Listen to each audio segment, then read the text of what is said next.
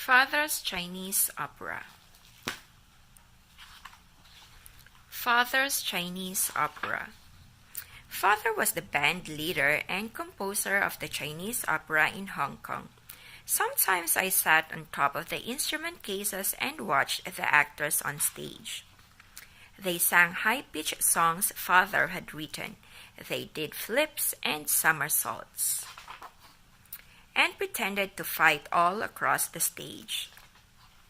One evening after rehearsal, I walked backstage to talk with Gai Chi. Everyone said Gai Chi was the best acrobat in the Chinese opera. He taught the troupe to perform acrobatic moves choreographed to Father's music. "Will you teach me the acrobatic moves?" I asked. "I will be your best student. I will practice day and night. I will master all the moves." Finally, Gai Chi agreed. He and I started to exercise together. As we practiced the moves, he called out the names and the movements of the animals we were imitating. Praying mantis, drunken monkey, crouching tiger, striking leopard, flying dragon, white crane. I boasted to all my friends that I would soon be joining the opera as an acrobat. But when I went backstage after one performance to tell Gai Chi that I was ready for my assignment, he laughed loudly. "Presumptuous boy, do you think you can be a part of the opera so quickly?"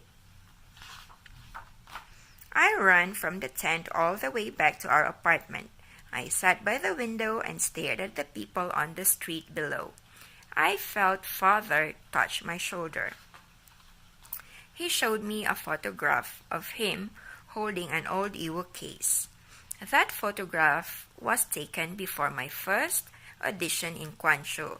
He said I had to learn to play all the instruments so I could write the music, and I had to learn to write songs before I had the chance to lead an opera troupe. As I lay in bed that night, I thought about what Father had said the next day. The next day, I returned to the tent where the actors and acrobats were practicing. At the other end of the stage, I could see the young flag carriers practicing their routines. I asked Father for permission to be a flag carrier. He smiled and said, "Yes, but just for the summer." I began to practice with the flag carriers. The group's leader handed out flags and we ran in single file, weaving like a serpent on the front of the stage. I made many new friends, including some of the younger acrobats. They told me that they were once flag carriers and had continued to practice until they were good enough to work with the regular acrobats. I practiced even harder with the other flag carriers. After the last performance of the summer, I saw Gai Chi standing on the side of the stage. "Did you see the moves I made?"